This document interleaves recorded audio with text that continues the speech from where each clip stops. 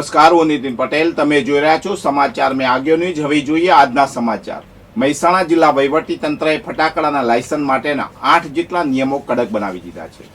ફટાકડાના કડક નિયમોના કારણે મહેસાણા જિલ્લાના 70 માંથી 50 જેટલા ફટાકડાના મોટા વેપારીઓને લાયસન્સ મળવા મુશ્કેલ બન્યા છે. આ 70 જેટલા ફટાકડાના વેપારીઓમાંથી 50 જેટલા ફટાકડા વેપારીઓના પરવાના આપવામાં આવ્યા નથી. આ 50 ફટાકડાના વેપારીઓને ફટાકડા સંગ્રહ અને વેચાણ માટેના નવીન નિયમો મુજબ લાયસન્સ પરવાના મળવા અને લાયસન્સ રિન્યુ કરાવવા મુશ્કેલ બન્યા છે. આમ હાલમાં મહેસાણા જિલ્લાના 50 જેટલા ફટાકડાના મોટા જથ્થાબંધ વેપારીઓના લાયસન્સના પરવાના જિલ્લા વહીવટી તંત્રમાં ખોરંબે પડતા ફટાકડાના વેપારીઓમાં ફટાકડા પરવાના લાયસન્સ મેળવવા અને રિન્યુ કરાવવા ચિંતાનો વિષય બન્યા છે. ગુજરાતમાં વસ્તી વિચરતી વિમુક્ત જાતિના વિકાસ માટે અલગથી અનામત આપવા સહિતની પડતર માગણીઓને લઈને ગુરુવારે વિચરતી વિમુક્ત જાતિ હક સમિતિ ગુજરાત પ્રદેશ દ્વારા જિલ્લા કલેક્ટરને આવેદનપત્ર અપાયું હતું. આશરે 1.25 કરોડની વસ્તી ધરાવતા આ સમુદાયો આઝાદીના 78 વર્ષ પછી પણ વિકાસથી વંચિત છે. સમિતિની કુલ 12 માગણીઓ પૈકી મુખ્ય માગણી ઓબીસી વર્ગીકરણમાં આ જાતિઓ માટે 11% અલગ અનામતની છે. જો આ અનામત આપવામાં આવે તો આ સમુદાયનો સાચો વિકાસ થશે અને સરકારનું સૂત્ર સૌનો સાથ સૌનો વિકાસ સાર્થક થશે. આવેદનપત્રમાં જણાવાયું છે કે તેમની માગણીઓ બંધારણીય હક આધારિત છે.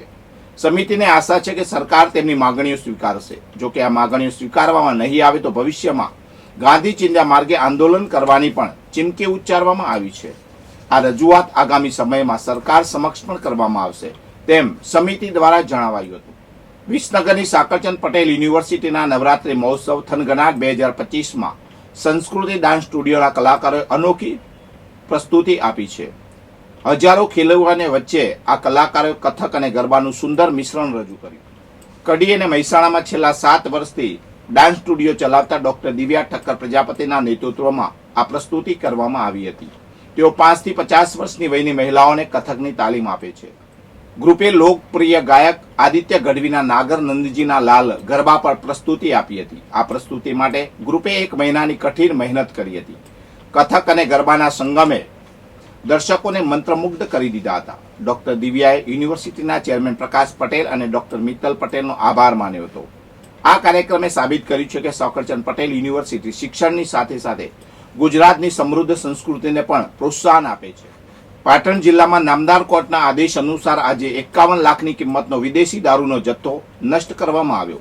સિદ્ધપુર નજીક આવેલ સુજાનપુર હેલીપેડ પર બુલડોઝર ફેરવીને આ કાયદેસરની કાર્યવાહી હાથ ધરવામાં આવી હતી.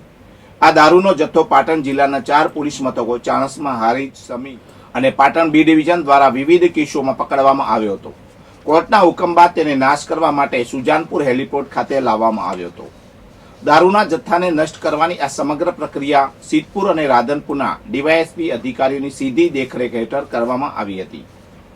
ગેરકાયદેસર દારૂના બોક્સ પર બુલડોઝર ફેરવીને તેનો સંપૂર્ણ નાશ કરાયો હતો. આ કાર્યવાહી દરમિયાન સમી, હારીજ, ચાણસ્મા અને પાટણના મામલતદાર સહિત અન્ય સંબંધિત સરકારી અધિકારીઓ પણ હાજર રહ્યા હતા.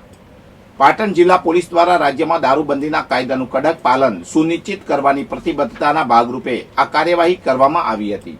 ગાંધીનગર જિલ્લાના દહેગામમાં આવેલા બહિયલ ગામમાં સોશિયલ મીડિયાની પોસ્ટ મુદ્દે લઘુમતી સમાજના ટોળાએ બુધવારે રાત્રે નવરાત્રી દરમિયાન પથ્થરમારો કરીને દુકાનોમાં તોડફોડ કરી વાહનોમાં આગ ચાંપી હતી. એ ઘટના બાદ સ્થળ પર પહોંચેલી પોલીસ પર પણ હુમલો કરાયો હતો અને પોલીસ વાહનો અને ફાયર બ્રિગેડની ગાડીને પણ નુકસાન કરાયું હતું. આ મામલે 83 થી વધુ વ્યક્તિઓ પર નામજોગ અને 200 થી વધુના ટોળા સામે હત્યાના પ્રયાસ સહિતની કલમો હેઠળ ગુનો દાખલ કરી ગઈકાલે ગુરુવારે 60 થી વધુ આરોપીઓને સાથે રાખી રિકન્સ્ટ્રક્શન કરવામાં આવ્યું હતું. બીજી તરફ સરકારી સંપત્તિને નુકસાન કરવા સબબ ખુદ પોલીસે ફરિયાદી બનીને આજે ફરીવાર આરોપીઓને ઘટના સ્થળે લઈ જઈ રિકન્સ્ટ્રક્શન કરાવ્યું હતું. મહત્વનું છે કે પોલીસની આ કામગીરી જોઈને સ્થાનિકોએ ગુજરાત પોલીસ જિંદાબાદના નારા પણ લગાવ્યા હતા. વધુ સમાચાર માટે જોતા રહો સમાચાર મેં આગળ ન્યૂઝ. નમસ્કાર.